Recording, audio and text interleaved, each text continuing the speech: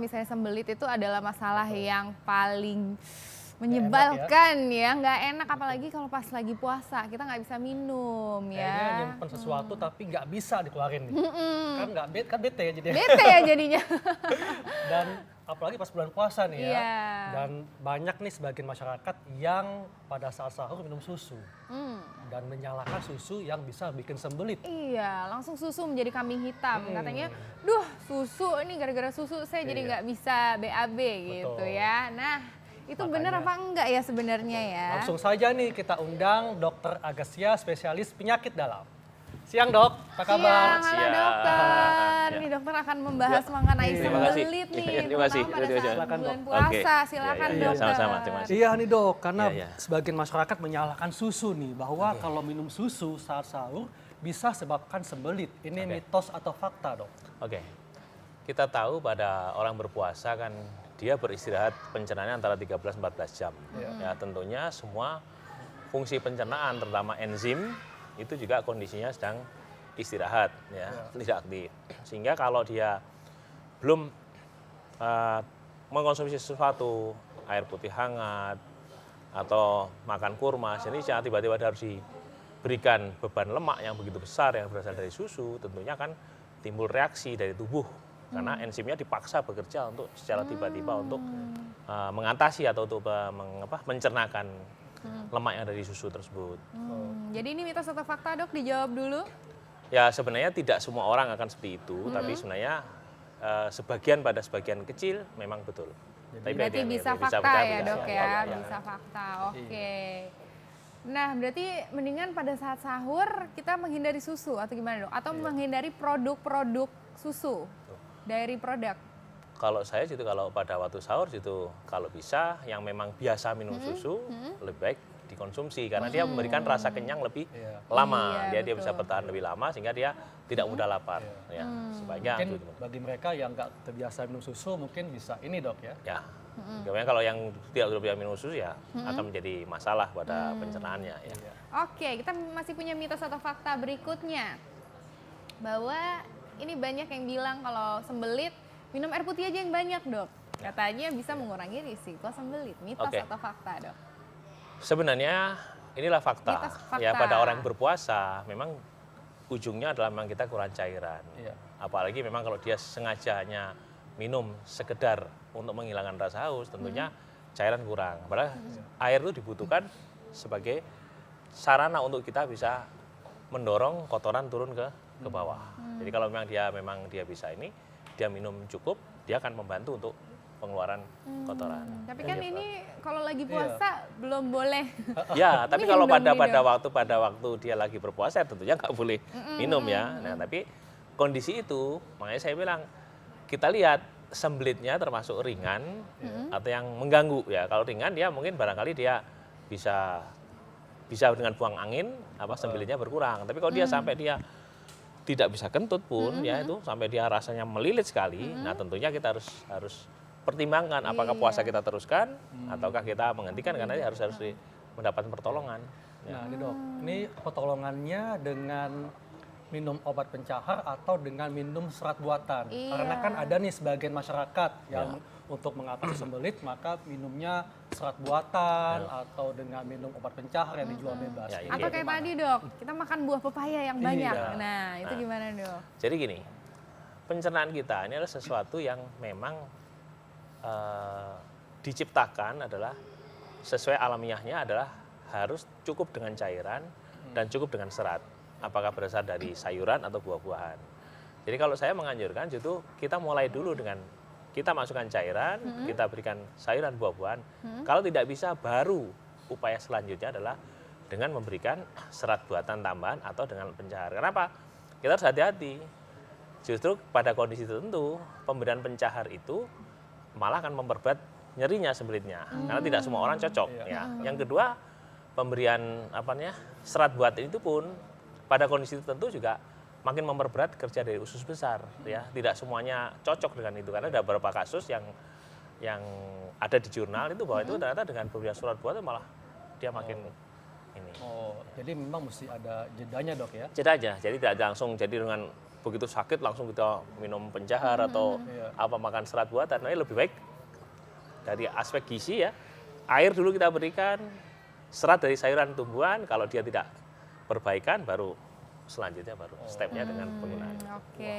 Ini juga ada nih dok, mitos yang berikutnya bahwa makan gorengan saat puasa tidak akan membuat sembelit. Ini mitos atau fakta dok? Nah, kita tahu bahwa ingat gorengan itu adalah kandungannya ada lemaknya. Ya, lemak itu sendiri kan akan merangsang enzim kita. Nah, kalau tiba-tiba kita mengkonsumsi lemak dalam jumlah banyak, ya, pada orang yang sensitif akan menimbulkan sembelit. Jadi memang dia bisa mencetuskan nantinya satu sembelit karena dia mengonsumsi dalam jumlah. Tapi kalau hanya sepotong kecil sih mungkin nggak terasa. Tapi kalau dia menghabiskan satu piring ya kan, nah itu ada gorengan, entah itu tahu goreng, tempe goreng, pisang goreng, satu piring dihabiskan sendiri, ya itu kan punya itu lemak itu yang membuat dia akan Jadi ini mitos atau fakta dok? fakta. Ya, fakta ya, Oh, ini berarti mitos dok ya, karena makan gorengan tidak akan membuat sembelit. Ini berarti mitos dok ya? Mitos ya. Mitos. Waduh, ini emang biasanya kalau buka puasa kadang-kadang memang kalau ada gorengan kita lebih memilih gorengan dong. Iya. Oke, nah selanjutnya mitos atau fakta dok bahwa banyak makan pedas dapat menyebabkan sembelit. Justru mitos. Karena Mitos, Dok. justru pada orang yang banyak makan pedas, kenyataannya pada berpuasa malah mencetuskan diare. Ya, jadi banyak diare karena beberapa yang ditemukan pada pasien-pasien yang kontrol berobat, itu rata-rata kenapa perutnya sakit? Iya dok, habis buang-buang air, kenapa? Buka puasa langsung dia makan pedes gitu. Iya, apalagi mungkin sahurnya tadi makan dendeng balado. Waduh, Bukanya pakai rendang. bukanya pakai rendang yang pedas banget. Aduh, gitu ya. Belum lagi Dok, ditambah ya. seblak Bandung ya. Waduh, Komplit. langsung sakit perut. Berarti memang kalau diare itu justru jangan makan pedas. Nah, kalau misalnya orang sembelit nih dok, makan pedas membantu atau malah memperparah dok? Sebenarnya kalau saya itu kondisi pencernaan seseorang kan berbeda-beda ya kan. Nah, tentunya kita melihat bahwa kalau dia memang dia sembelitnya berat, mungkin dengan memberikan makan pedas malah rasa tidak nyamannya makin tinggi. Jadi makin lebih baik parah ya, Dok. kita hindarin gitu ya. Iya. Nah, Oke. bagaimana dok dengan orang yang konsumsi kopi dan teh saat puasa? Ini bisa sebabkan sembelit. Mitos atau fakta dok? Ya. Mitos atau fakta dok? Dijawab dulu. Ini kenyataannya adalah mitos. Mitos. Karena tidak semuanya orang dengan minum kopi maupun teh adalah akan menyebabkan sembelit. Nah, kenapa?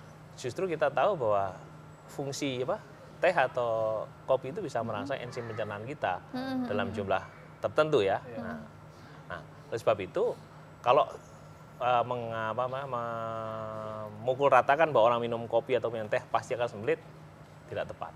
Ya. Nggak tepat ya. Mitos. Mitos. Malah kadang-kadang kalau habis minum teh atau kopi malah justru bawaannya Bawaannya malah dengan agresif udah ya, Dok, agresif, buang buang air, air dan terus. bisa Makanya kan pada biasanya melakukan orang-orang tuh kalau sahur nggak minum teh atau Ya, nggak ya, minum minum kopi, kopi. ya. Kalau misalnya habis buka mau taraweh gitu Dok, biar melek baru minum minum kopi. ya, betul, setuju. Oke, kita masih punya mitos atau fakta berikutnya. Nah. Oh, ternyata sudah selesai mitos atau fakta berikutnya nih, Dokter Haikal. Bagaimana nih dok tips kepada masyarakat supaya terhindar dari sembelit saat puasa ini dok? Oke. Jadi kita tahu pencernaan kita ini merupakan satu anugerah dari Allah Subhanahu wa taala, Tuhan Yang Maha Esa, yang diciptakan adalah untuk mencernakan makanan yang kita makan. Oleh sebab itu perlunya tentunya kita apa kebutuhannya kita penuhi. Ya, yang jelas adalah kita butuh cairan yang cukup ya. Bisa dengan kita minum atau kita mengonsumsi buah-buahan yang banyak mengandung air ya. Ya contohnya semangka, melon dan lain-lain. Kedua, kita harus cukup serat. Apakah itu serat dari sayur-sayuran atau berasal dari buah-buahan ya. Yang ketiga, tetap usahakan rutin bisa buang air besar walaupun dalam kondisi berpuasa ya kan. Kadang juga males nanti kita tunggu aja nanti menjelang maghrib supaya lebih ringan sehingga bisa buka puasa bisa terisi banyak. Nah itu kadang-kadang justru yang hal gitu yang menunda-nunda itu pada beberapa orang justru itu malah mencetuskan terjadinya susah buang air yang menyebabkan sembelit itu sendiri. Ya. Jadi itu harus dijalankan. Nah kemudian adalah jangan lupa kebutuhan daripada elektrolit tubuh ya. Lewat tubuh bisa kita dapatkan dari buah-buahan, contohnya pisang ya, kalium, terus bisa dari air kelapa. Itu yang penting, karena itu ya kadang-kadang kita melupakan. Yang penting kan kita hanya makan yang manis ya kan. Seperti makan kurma, habis itu kita minum yang sirup manis ya padahal kita juga masih butuh mineral untuk bisa memperbaiki supaya membantu pergerakan hepat usus kita untuk bisa menghadapi besar secara baik. Berarti tetap kita kembali memperhatikan pola makan kita, apa yang kita makan dan juga jadwalnya juga ya dok ya. Dan juga cukupi kebutuhan cairan. Cairan Yes, ya. betul sekali. Terima kasih banyak dokter. Sama-sama. Terima kasih banyak atas waktunya. dokter. Masih.